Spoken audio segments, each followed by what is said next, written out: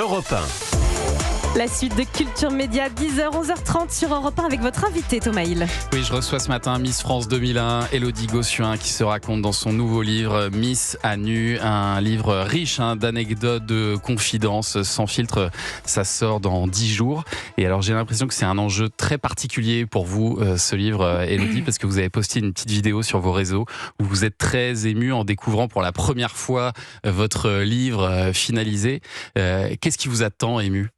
Même, je suis très émue ce matin parce que c'est ma première interview et j'ai peur, j'ai pas dormi. J'étais hyper stressée parce que c'est une mise à jour, parce que c'est une main tendue à toutes les femmes, parce que c'est des mois de travail, des nuits entrecoupées. Je me suis glissée sous la couette combien de fois à 5h du mat avec mon mari qui était très conciliant et qui a été un vrai soutien. Et c'est des années en fait de confidence d'autres femmes aussi.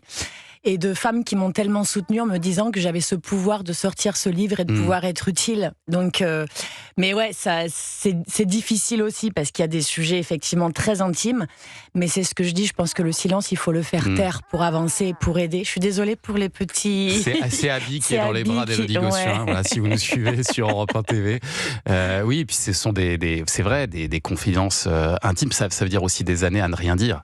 Exactement, et il y a ce taire, ouais. Parce qu'on veut aussi toucher la perfection, mettre sous le tapis pour correspondre aussi peut-être à certains idéaux et avancer en pensant que de cacher certaines choses, ça n'empêchera pas d'avancer, mais que ce soit les tabous, les secrets de famille, les non-dits, je pense que ça pourrit inexorablement et qu'on a besoin de...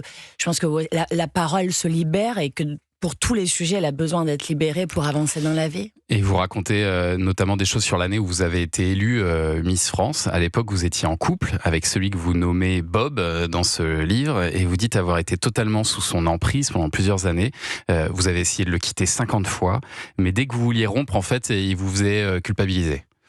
Oui, effectivement, je le dis dans le livre, il s'est suicidé 50 fois, ressuscité 51 fois. Enfin voilà, ça a été l'enfer pendant des années.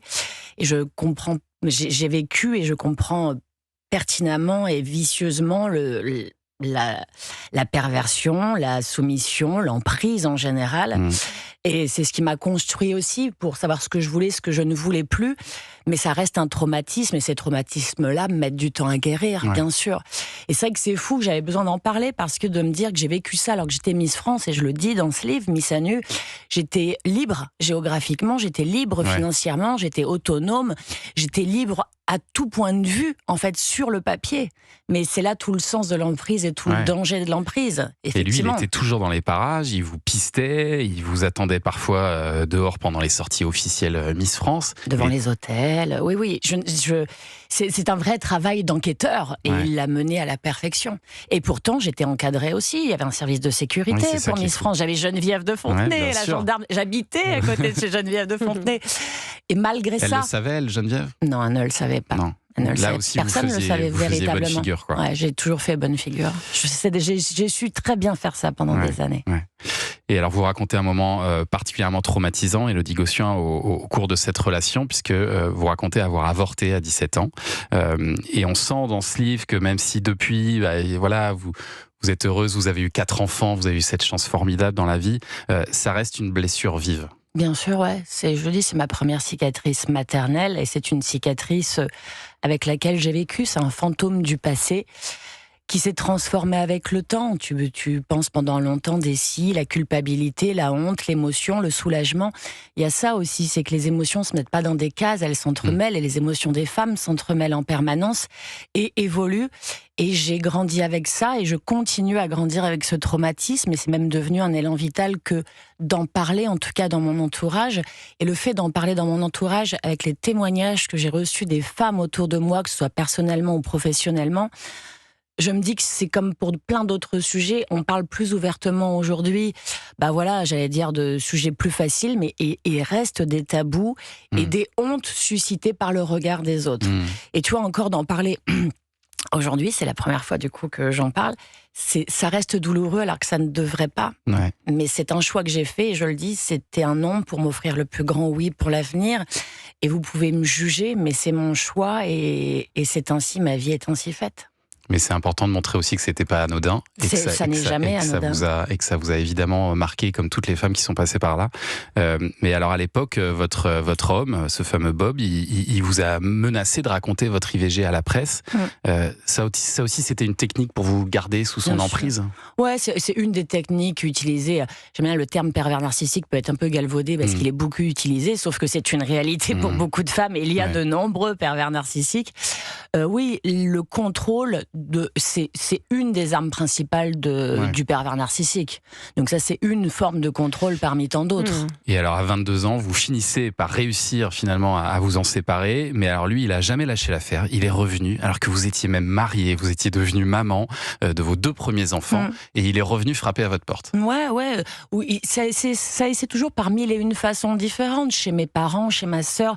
Il y a une volonté de garder l'os sur lequel tu veux ronger, en fait. C'est-à-dire que tu peux pas lâcher l'affaire totalement. Il y a une volonté de contrôle d'une façon ou d'une autre.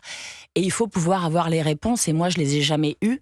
Et je pense que c'est aussi comme ça que j'étais facilement une victime potentielle, de base. Et heureusement, votre nouvel homme, lui, il a eu les réponses assez fermes face à lui. Ouais, on va dire ça comme ça. Et ça a fini plutôt par fonctionné. Depuis, vous n'avez plus de nouvelles, étonnamment. Étonnamment. Et c'est vrai que forcément, c'est important de trouver une personne aussi en tout cas, d'être entouré de quelqu'un qui te protège et qui sache, en fait, faire face avec d'autres armes à ce genre de personnage. Et alors vous revenez aussi, Élodie Gossuin, sur votre participation au concours de Miss Univers en 2001. On se souvient que vous aviez été la cible à l'époque de rumeurs affreuses à propos de votre genre. Mais alors vous révélez en détail ce que le comité vous a demandé. Et alors franchement, j'avais du mal à le croire en vous lisant. Mais même moi, je me dis, c'est pas possible, tu rêves ma fille, mais qu'est-ce que tu t'es inventé des souvenirs. Même moi, je ne réalise pas ce que j'ai pu vivre. Vraiment. Je peux raconter. Oui. Je suis arrivée à l'élection de Miss Univers. À la base, cette licence était détenue par Donald Trump, qui détenait aussi la licence de Miss USA. Tous les ans, il y avait un buzz sur une nana. L'année d'avant, ils ont accusé Nana d'être enceinte, l'autre d'avoir fait du porno. Toujours un truc pour créer de la com, faire parler. C'est tombé sur moi cette année-là avec l'argument que j'ai de grandes mains, chose qui est certaine. Et donc en disant trop grandes mains pour être femme, c'était l'argument. Donc Miss France est en fait Miss Trans. Miss France est transsexuelle, il faut la disqualifier. Et donc, sauf que tu signes un contrat, tu payes des licences avec plusieurs zéros sur le chèque. Geneviève avait payé, il y a quand même un contrat. Je savais pas que c'était payant. C'est payant, c'est vrai que certaines filles de certains pays ne concourent pas. Il faut être riche pour participer à une élection, pour être belle. Ça représente quoi? Vous avez une idée du coup? Je crois que ça dépend des pays. À Miss Univers, je crois que ça varie. Je sais pas dire de bêtises, mais c'est de 10 000 à 150 000, il me semble. Ah oui, c'est très cher. L'investissement est énorme pour les candidates. Même les Miss France actuellement qui partent pour Miss Univers, c'est un investissement colossal. Et donc j'arrive là-bas et l'organisation de Miss Univers me convoque très officiellement dans un bureau.